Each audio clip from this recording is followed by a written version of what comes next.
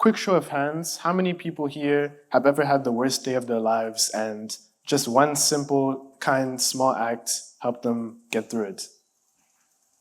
Okay, so it looks like almost all of you.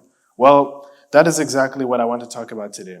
Today, I want to talk about the quiet power of kindness. Often, when we think of power, we like to think of something loud.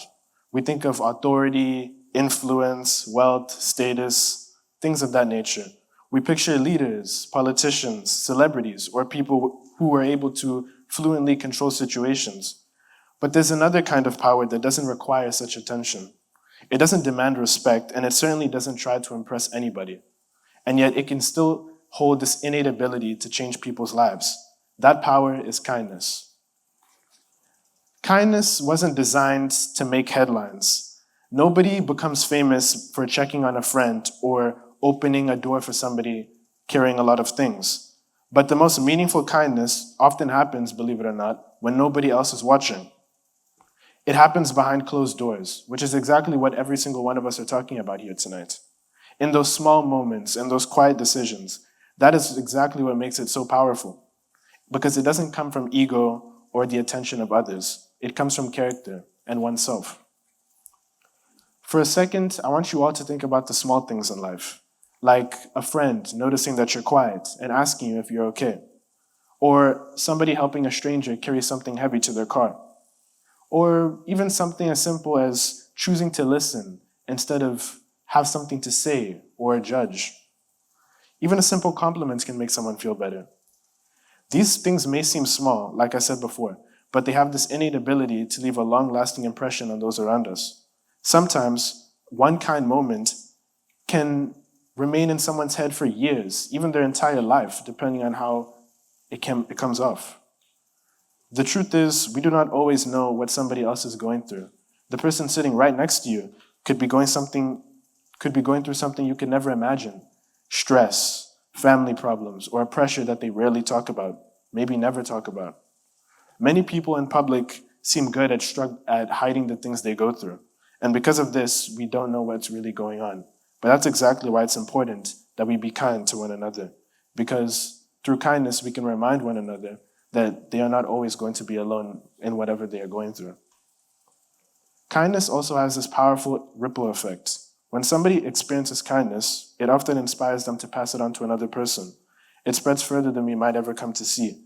And one smile can lift somebody's entire mood, and that person can go on to treat the next person even better than before.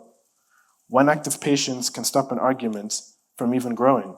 And even though we don't always see the results of our kindness, it travels further than we come to realize. And in today's generation, kindness stands out more than ever because we see people arguing over the littlest things online. We see criticism in our day-to-day conversations, and we see people quick to point out mistakes in others despite taking into consideration the mistakes of their own self.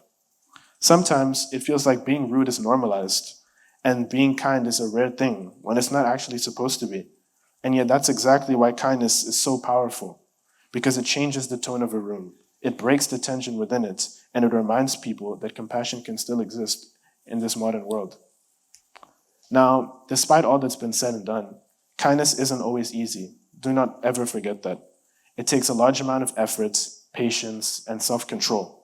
Sometimes it means putting aside your pride, your ego, anger, or preconceptions of other people. It means choosing empathy over judgment.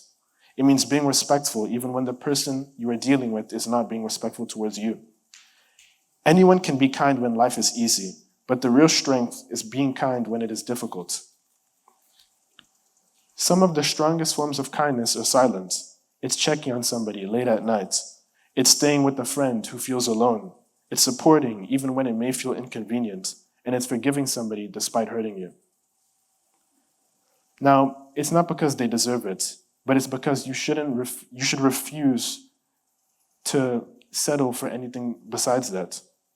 And despite these moments may never being publicly recognized, they matter deeply to the people who experience them.